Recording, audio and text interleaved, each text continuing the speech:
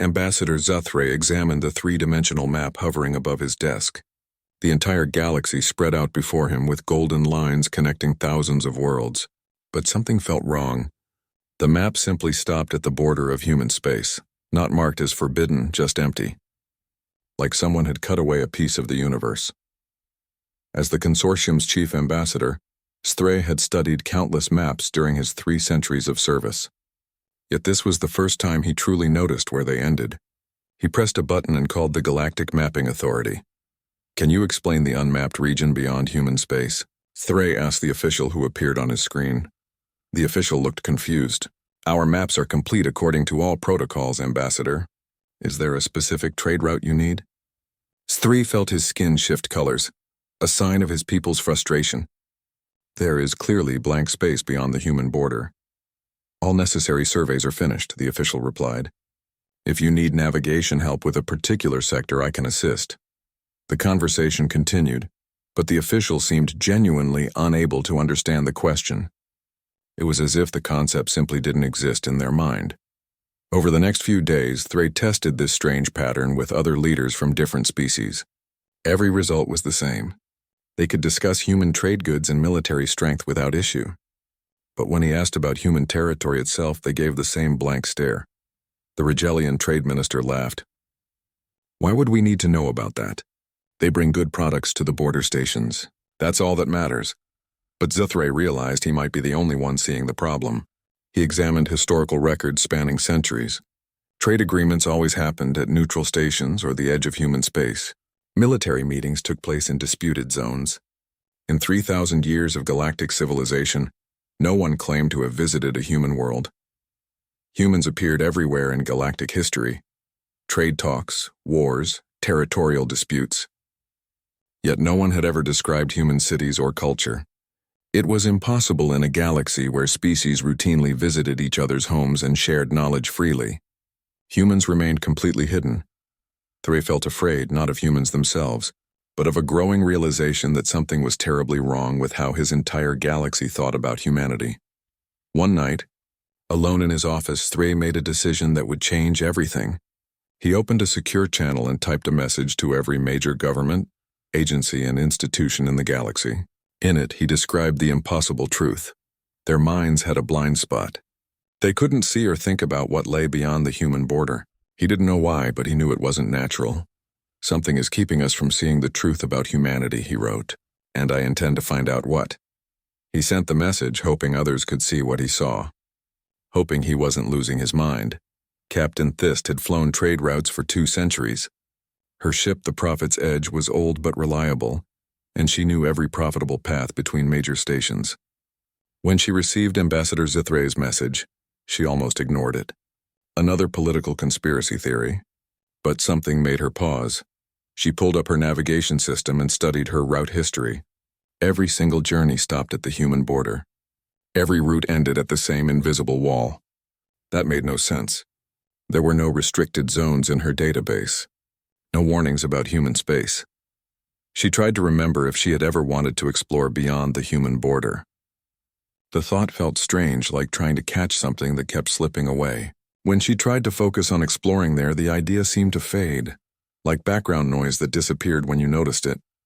She searched her trade records. There were dozens of human transactions. Humans bought rare metals and exotic foods. They sold advanced electronics and mysterious items that always found eager buyers. She had dealt with several humans over the years, professionals who paid on time and became regular customers. But when she reviewed her notes, she realized something disturbing. She could remember every human trader's name and face. She could recall what they bought and sold. But she couldn't remember a single conversation about where they came from. Zthre prided herself on building strong business relationships. She always asked traders about their home systems and families. Yet in 200 years of trading with humans, she had apparently never once asked about their worlds. She played back recordings of her last meeting with Marcus Chen, a human who bought rare crystals regularly. They had talked for over an hour about market conditions and shipping routes. Marcus mentioned his home office and base. But when Zthre asked follow-up questions about these places, the conversation somehow shifted to other topics. It wasn't that Marcus avoided her questions.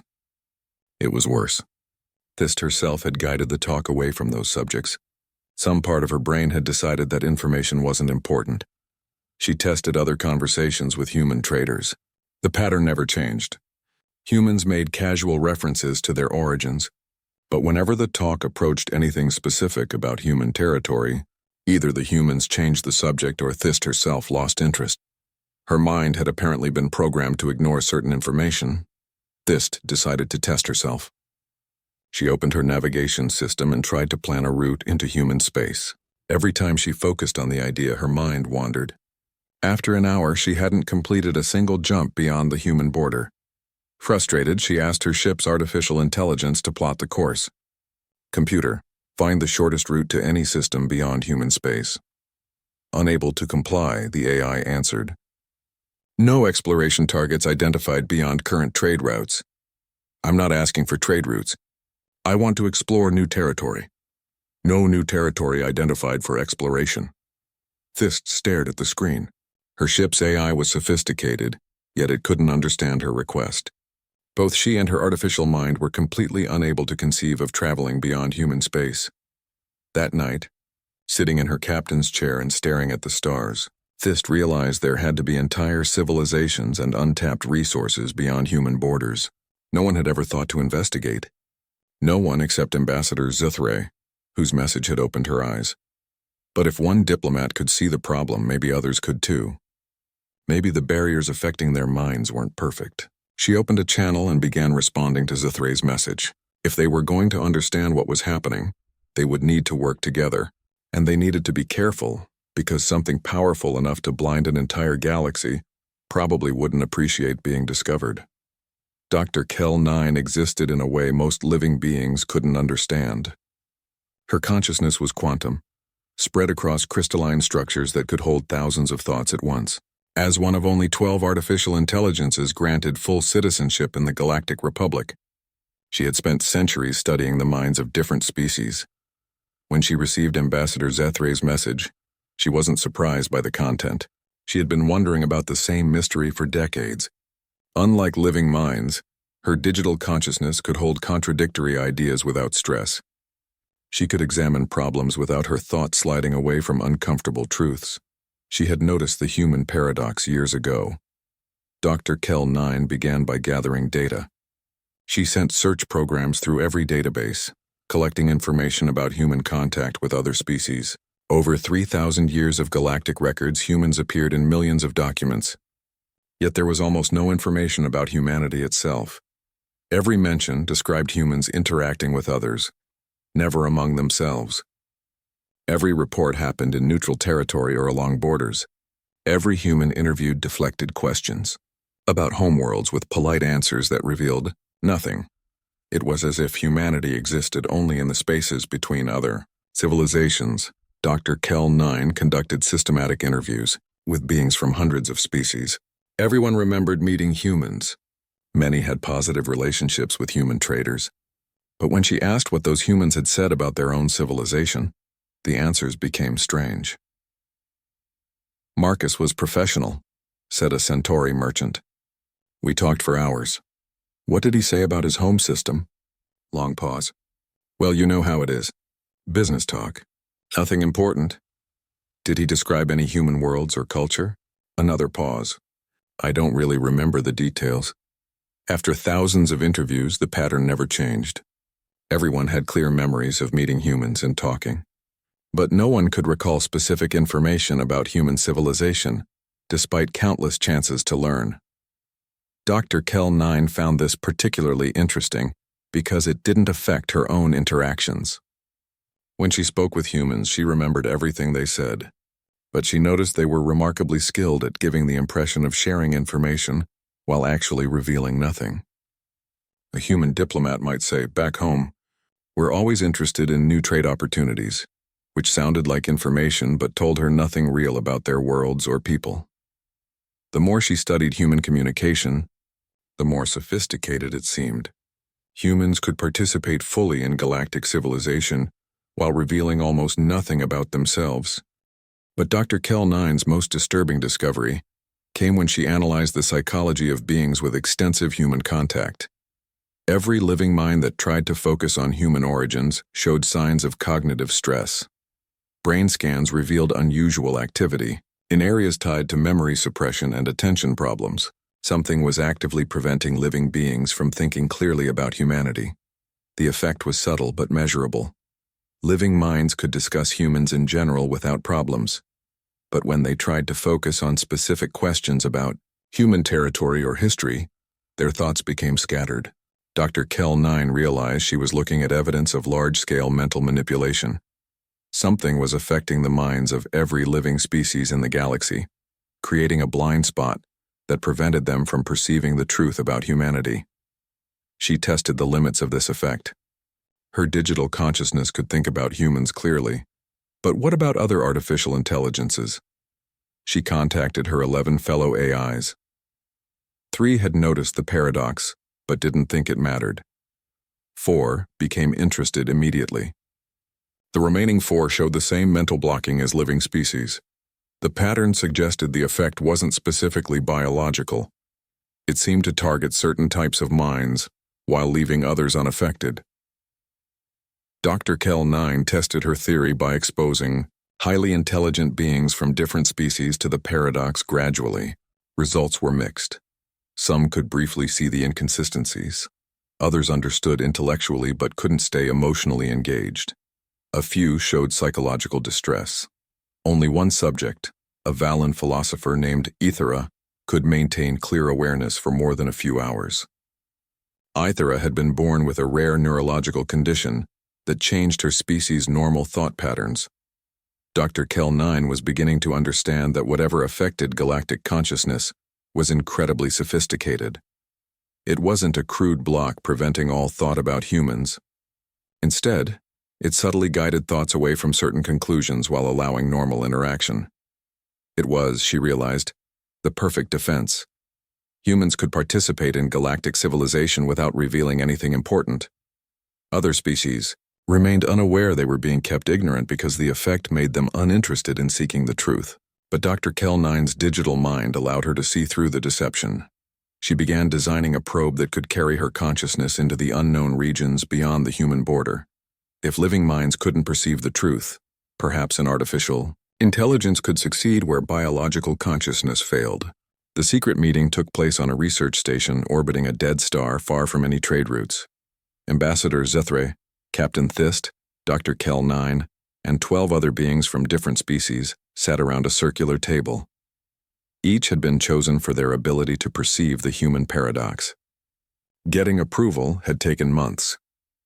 Dr. Kell 9 had presented her findings to council members individually, using techniques to help living minds briefly overcome their mental blocks. Even then, most officials could only maintain awareness for short periods before their thoughts drifted away. Finally, they had enough support for a small classified investigation. The probe would be officially listed as a routine survey mission, mapping gravitational anomalies near the galactic rim. Only these people would know its true purpose. Dr. Kell 9 had designed the probe herself. It was barely larger than a shuttle, built with the most advanced sensors available.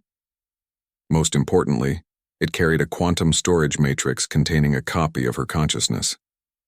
If the mental effects protecting human space were based on some kind of psychic field, an artificial mind might resist them better than living consciousness.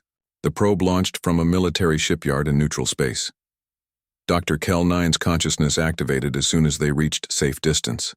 She found herself existing within the probe's sensor array, perceiving space through electromagnetic radiation, gravitational detectors, and particle analyzers.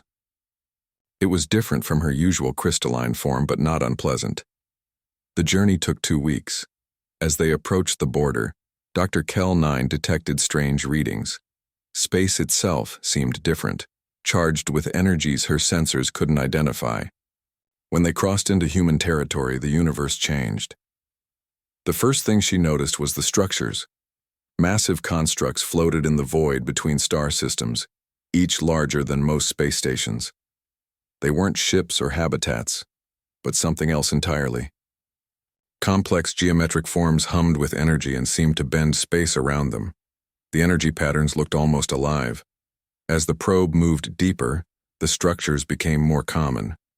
Soon they formed a vast network spanning multiple star systems, all connected by energy streams flowing through hyperspace itself. Dr. Kell-9 realized she was looking at the source of the mental effects. The structures generated a psychic field that influenced anyone trying to perceive human space. The field was incredibly sophisticated, able to guide thoughts and memories while leaving personality intact. But that was only the beginning. The probe's sensors detected something impossible. According to galactic charts, human space contained perhaps 50 star systems, but as Dr. Kell-9's instruments penetrated deeper, she found hundreds of systems, then thousands. Human space wasn't the small territory marked on maps. It was enormous, spanning entire galactic arms that supposedly contained only empty space.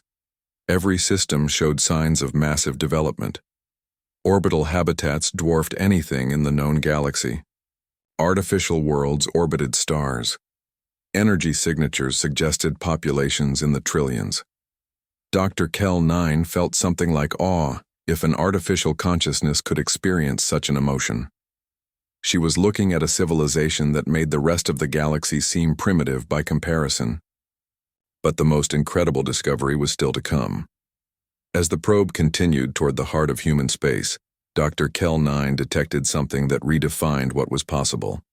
At the center lay Earth itself. But it wasn't the simple world described in human history. Earth had been transformed into something beyond imagination. The entire planet was converted into a vast computational matrix, its surface covered with crystalline structures pulsing with quantum energy. Billions of human minds were connected to the planetary computer, their consciousness linked in ways living beings shouldn't achieve. It was as if the entire human species had merged into a single, incomprehensibly complex intelligence. The energy output from Earth staggered her instruments. The planet generated more power than most star systems, channeling it through hyperspace to the psychic field generators surrounding human territory. But that wasn't all it was doing. As Dr. Kell-9 analyzed the data streams, she began understanding the true scope of human activity. They weren't just hiding from the galaxy. They were actively managing it. Every major galactic crisis showed signs of subtle human intervention. Plagues that ended mysteriously, wars that concluded with unexpected peace, natural disasters that caused less damage than they should have, economic collapses that somehow stabilized themselves. Humans had been secretly guiding galactic civilization for millennia, preventing catastrophes and nudging events toward stability. They were the invisible hand keeping the galaxy functioning. Dr. Kell-9 finally understood why they had hidden themselves. A civilization this advanced couldn't reveal itself without fundamentally changing galactic society. Other species would either worship them as gods or fear them as conquerors. The careful balance of independent civilizations would collapse. So humans had chosen to become guardians instead of rulers. They had created the psychic barriers not to protect themselves, but to protect everyone else from the knowledge of what they had become. The probe's mission was nearly complete, but Dr. Kell-9 needed more data. She directed the sensors toward the outer edges of the human empire. What she found there made her question everything about the galaxy. The human empire didn't end at some distant border. It extended into regions that galactic maps marked as unexplored space, empty sectors, or dangerous zones. Everywhere the galaxy considered uninhabitable or inaccessible, humans had built hidden outposts and research stations. They weren't just managing known civilization. They were preparing for something. Dr. Kell-9 detected massive construction projects in the galactic rim, technologies designed to manipulate space-time itself. Whatever humans were building, it suggested they were preparing for challenges beyond anything the rest of the galaxy could imagine. As the probe began its return journey, Dr. Kell-9 processed everything she had learned. Humanity wasn't just an advanced civilization hiding from neighbors. They were transcendent beings who had taken responsibility for the survival of all galactic life. But now she faced an impossible decision. Should she reveal the truth, knowing it would shatter the comfortable illusion of independence that other species enjoyed? Or should she protect the secret that humans had died to maintain? The answer would determine the future of galactic civilization. Dr. Kell-9's consciousness returned to her crystalline matrix with the weight of impossible knowledge. The secret meeting reconvened on the research station. The atmosphere was different now, heavy with anticipation. Dr. Kell-9 had been gone for 6 weeks. The probe had crossed half the galaxy and returned with data that would rewrite everything they knew about their place in the universe. Ambassador Zthre leaned forward. "What did you find?" "Everything," she replied. "And nothing like what we expected." Dr. Kell-9 shared her findings carefully, knowing these specially selected minds would still struggle to accept the truth. She showed them images of the massive psychic field generators, the vast cities spanning multiple star systems, and finally, Earth itself. Captain Zthre stared at the holographic display showing Earth's crystalline surface. "That's impossible. An entire planet converted into a computer?" "Not just a computer," Dr. Kell-9 corrected. "A living network housing the consciousness of the entire human species. They've transcended individual existence while maintaining their connection to physical reality." Zthre, a Realian representative, made a sound of distress. "If they're so advanced, why hide from us? Why not simply rule the galaxy openly?" "Because they tried once long ago," Dr. Kell-9 replied. "The results were catastrophic." She showed them fragments of ancient records and encrypted data that told the story of humanity's early attempts at contact after their transcendence. First contact had driven entire species to madness. Some had collapsed into worship, abandoning their own development. Others had been consumed by despair, realizing how small and primitive they were by comparison. Direct contact with a transcendent civilization is psychologically devastating to younger species, Dr. Kell-9 explained. So they withdrew and created the psychic barriers not to protect themselves but to protect us. Zthre, the philosopher who had helped with earlier research, spoke quietly. "You're saying they've been hiding their true nature out of kindness?" "More than that," Dr. Kell-9 continued. "They've been actively maintaining the illusion of galactic independence while secretly preventing disasters that could destroy all of us." She shared evidence of human intervention throughout galactic history. The plague threatening the Centauri homeworld had been cured by a mysterious vaccine that appeared when all hope was lost. Reality tears near the galactic core had sealed themselves. A dark matter incursion that should have consumed 3 star systems had simply dissipated. Every crisis had been resolved by invisible hands, allowing other species to believe they had solved their own problems. "They're not our neighbors," Dr. Kell-9 concluded. "They're our guardians. They've been protecting us for thousands of years, and we never even knew we needed protection." The room fell silent as the implications sank in. Ambassador Zthre was the first to speak. "What about the humans we meet at the border stations?" "Volunteers," Dr. Kell-9 replied. "Humans who undergo mental conditioning to limit their abilities and memories, allowing them to interact with us without revealing the truth. They sacrifice their transcendent nature to maintain the illusion of normality." Captain Zthre looked horrified. "They limit themselves just to trade with us?" "They limit themselves temporarily and willingly," Dr. Kell-9 said. "It's reversible. But yes, they give up godlike consciousness to pretend to be ordinary beings. All so we can maintain our dignity and independence." The weight of that sacrifice hung heavy in the room. Beings of unimaginable power reducing themselves to seeming normality, just so other species could feel like equals. Zthre raised a disturbing question. "If they're so powerful, what are they preparing for? You mentioned massive construction projects." Dr. Kell-9 shared the final piece of her discovery. "Something is coming, something that threatens not just our galaxy, but existence itself. Humans are building defenses on a scale I can barely comprehend. They're preparing for a war that the rest of us couldn't even survive witnessing." She showed them images of the construction projects at the galactic rim. Machines that could manipulate space-time, weapons that could destroy entire dimensions, shields that could protect reality itself from forces beyond understanding. "They're not just our guardians within the galaxy," she continued. "They're defending all of existence against threats from outside it. And they're doing it alone because no other species could survive knowledge of what's out there. The truth was overwhelming. Humanity had become something beyond comprehension, taking responsibility for protecting not just their galaxy, but reality itself, all while ensuring that other species could live in blissful ignorance of the dangers surrounding them. Zthre asked the question they were all thinking. What do we do with this knowledge? Dr. Kel-9 had considered that question throughout her journey home. We have three choices. We can reveal the truth and watch galactic civilization collapse under the weight of its own insignificance. We can try to help, knowing that we're too primitive to make any meaningful contribution.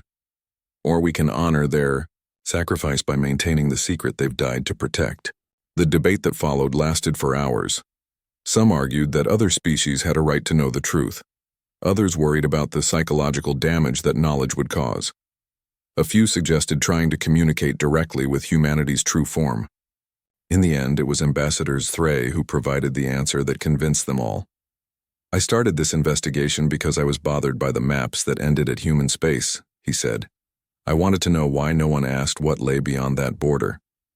Now I understand. The maps end there because that's where our story ends and theirs begins. They've given us the gift of believing we're the protagonists of our own civilization. Dr. Kel-9 made her decision. She carefully edited the probe's data, removing all evidence of human transcendence and replacing it with readings suggesting empty space beyond their borders. The official report would show that human territory contained nothing of interest, confirming the assumption that it protected galactic civilization for millennia. But she kept one complete record, encrypted and hidden in her deepest memory banks. Someday, if the galaxy was ready or if circumstances demanded it, the truth could be revealed. Until then, it would remain the secret of a small group of beings who had glimpsed the divine and chosen to look away. The meeting ended with each participant swearing to maintain the secret. They would return to their lives, their civilizations, their comfortable illusion of independence. They would conduct trade with human representatives, negotiate treaties, and maintain diplomatic relations, all while knowing they were interacting with beings who had chosen to diminish themselves out of love. Dr. Kel-9 returned to her research, but she carried new knowledge that changed everything. Every time she saw a galactic map that ended at human space, she remembered the vast empire beyond. Every time she heard news of a crisis that resolved itself mysteriously, she knew who to thank. And sometimes in her deepest processing cycles, she whispered a prayer of gratitude to the transcendent guardians watching over them all, asking nothing in return but the chance to let their children believe they were growing up on their own. The galactic maps would continue to end at human space, and none would ask the reason. Because some truths were too vast for smaller minds to bear, and some love was too profound to be acknowledged without being destroyed. In the end, the greatest gift humanity had given the galaxy wasn't technology, protection, or guidance. It was the illusion that they were still needed to give those gifts to themselves.